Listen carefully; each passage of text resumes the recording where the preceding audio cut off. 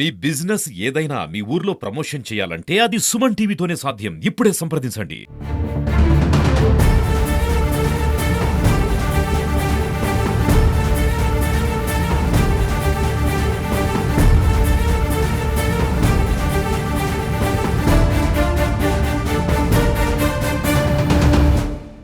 తిరుమలలో నిత్యం వేద మంత్రాలు వినాల్సినటువంటి ప్రాంతంలో ప్రస్తుతం రాజకీయ విమర్శలు తీవ్ర దుమారం రేగుతున్నాయి.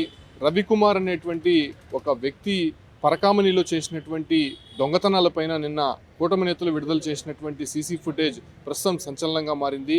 గత ప్రభుత్వంలో ఆ వచ్చినటువంటి సొమ్మునంతా వాటాలేసుకొని అతని దగ్గర రాజీ చేసినటువంటి వ్యవహారం బయటపడడంతో మళ్ళీ ఆ కేసును సిబిసిఐడికి అప్పచెప్తూ హైకోర్టు కూడా నిర్ణయం తీసుకుంది. దీనిపైనే జనసేన నేత కిరణ్ రాయల్ కూడా మరో సంచలనమైనటువంటి ఆరోపణలు చేస్తున్నారు. 100 కోట్లు కాదు, ఏకంగా 300 కోట్లకు పైగే అవినీతి జరిగింది, అక్కడ ఉన్నటువంటి అధికారులంతా కూడా దోచుకున్నారని చెప్పి ఆయన మాట్లాడడం జరిగింది.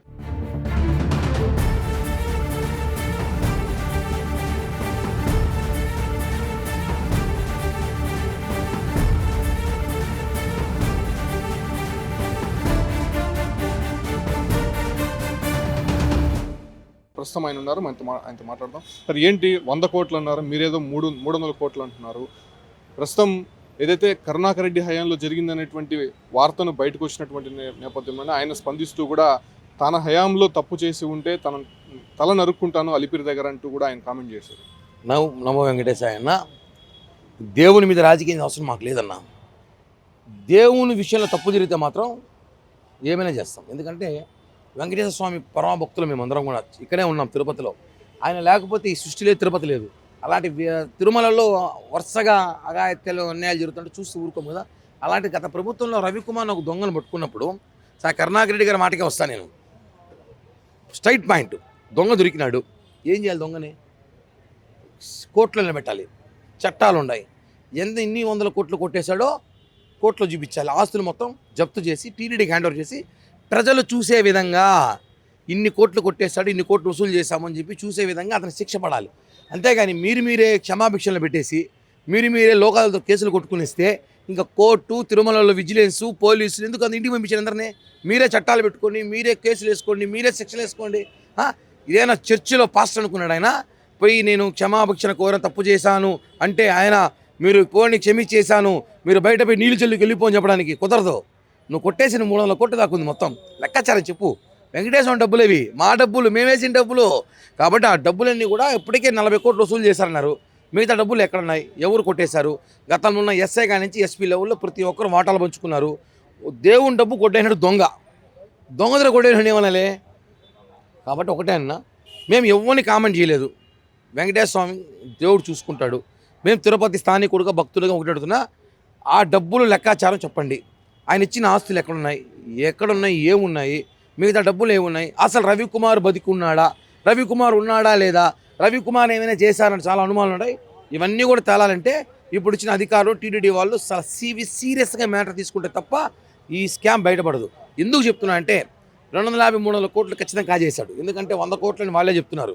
ఈ 250-300 కోట్లుగా తిరుపతికి కానీ వచ్చిందంటే, తిరుపతి దేవస్థానం డబ్బులు ఇచ్చాయనుకున్నా తిరుపతి స్మార్ట్ సిటీకి రవికుమార్ పేరు పెట్టుకుంటాం కావాలంటే. ఆ డబ్బులు మాకు వసూలు చేసి తిరుపతికి పెట్టేసేయండి. ఇది టీటీడీ చరిత్రలోనే మొదటిసారి ఒక కేసుని లోకాయుక్తలో రాజీ చేసినటువంటి విజిలెన్స్ అధికారులని నిజంగా ఏ రకంగా చూడాలి? ఒక రకంగా ఇప్పుడు కరుణాకర్ రెడ్డి చెప్తున్నట్టు సిబిసిఐడి కాదు, సిబిఐకి ఇవ్వండి, ఖచ్చితంగా దాంట్లో నిగ్గు తేల్చాలి, తన పాత్ర కానీ తన హయాంలో జరిగినటువంటి వ్యవహారాలకు సంబంధించి బయటపడితే తను దేనికైనా సిద్ధమని చెప్తున్నారు. నిజంగా ఆ రాజీ వ్యవహారానికి సంబంధించి ఇప్పటివరకు కూడా నోరు మెరిపేటువంటి అధికారులు లేదు. నిజంగా టీటీడీ పాలక మండలి కూడా ఇప్పటివరకు ఒక ప్రకటన పెట్టింది.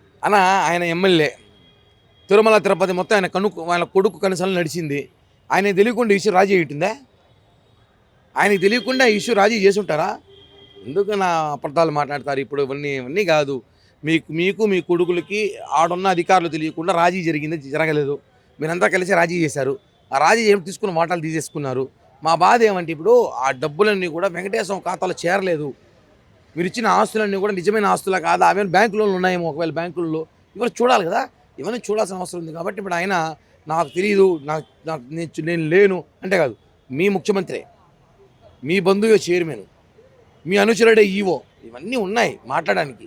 కాబట్టి మీరు మాట్లాడేటప్పుడు ఫస్ట్ అతను పట్టుకొచ్చి కూర్చోబెట్టి చట్టం ముందు అప్పగించిన తర్వాత మాట్లాడు.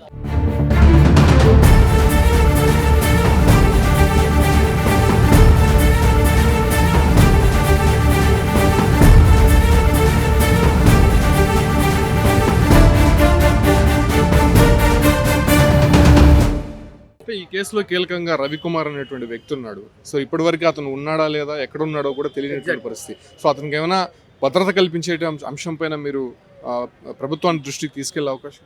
అసలు వాడు ఉంటే కదా భద్రత ఇవ్వడానికి, వాడు ఆడనే తెలియదు అసలు. ఈ తమాషా ఏమంటే బిన్ లాడెన్ పట్టుకున్నాం, పెద్ద పెద్ద ఉగ్రవాదులు పట్టుకున్నాం, రవికుమార్ని పట్టుకోవడం సమస్య ఏం కాదు. ఇంట్రెస్ట్ చూపిట్లా, ఇప్పుడు ఇంట్రెస్ట్ చూపించాలి. ఇప్పుడు రవికుమార్ని పట్టుకోవాల్సిన అవసరం ఉంది. రవికుమార్ని పట్టుకొస్తే భద్రత ఇవ్వాలా ఇవ్వకూడదా మనం ఆలోచిస్తాం. సో ఏంటి అంటే వ్యవహారానికి సంబంధించి ఇప్పటికే తీవ్ర చర్చనీయాంశం అవుతుంది. సో ఇవన్నీ కూడా బయటపడడం టీటీడీ ప్రతిష్టకు భంగం కలిగే విధంగా ఉంది.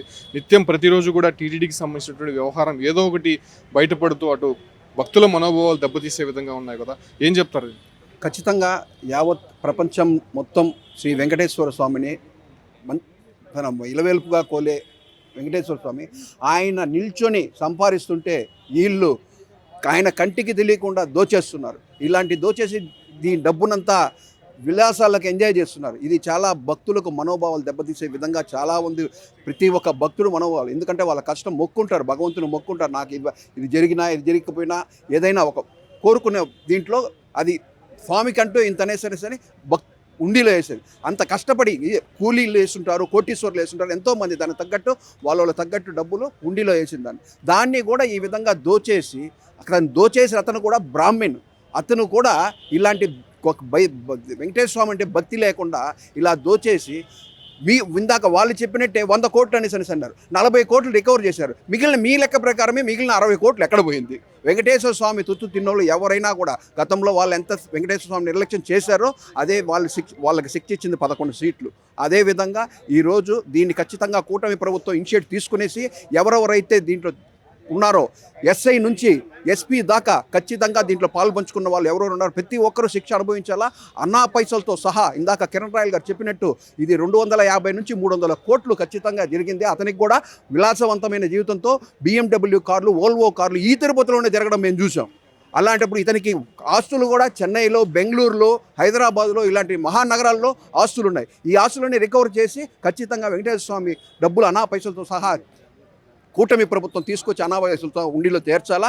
అదేవిధంగా భక్తుల మనోభావాలు ఏదైతే దెబ్బతినిందో దాన్ని ఖచ్చితంగా వాళ్ళు సంతోషపడే విధంగా చేయాలని కోరుకుంటా. ఓం నమో వెంకటేశాయ. పరకామణిలో జరిగినటువంటి వ్యవహారానికి సంబంధించి రోజుకో మలుపు తిరుగుతోంది. సో ఈ వ్యవహారం ఎటువైపు దారితీస్తుందో సిబిసిఐడి నివేదిక ఇచ్చిన తర్వాత తెలుస్తోంది. సో ఖచ్చితంగా ఇప్పటికే సిబిసిఐడి ఎంక్వైరీ స్టార్ట్ చేసింది కాబట్టి వచ్చే నెల 13వ తేదీ లోపల ఈ వ్యవహారానికి సంబంధించి సీల్డ్ కవర్లో నివేదికను హైకోర్టుకు అందజేయాలని చెప్పి ఆదేశాలు జారీ చేసినటువంటి నేపథ్యంలోనే కూటమి నేతలు ప్రతిరోజు కూడా మీడియా సమావేశాలు పెట్టి దానికి సంబంధించినటువంటి ఒక్కొక్క సంచలనమైనటువంటి వార్తలు బయటికి తెస్తుంటే సో ఈ వ్యవహారానికి సంబంధించి కంప్లీట్గా టీటీడీ ఏం తేల్చబోతుంది, సిబిసిఐడి ఎటువంటి నివేదిక ఇవ్వబోతుందో వేచి చూడాల్సినటువంటి అంశంగా మారింది.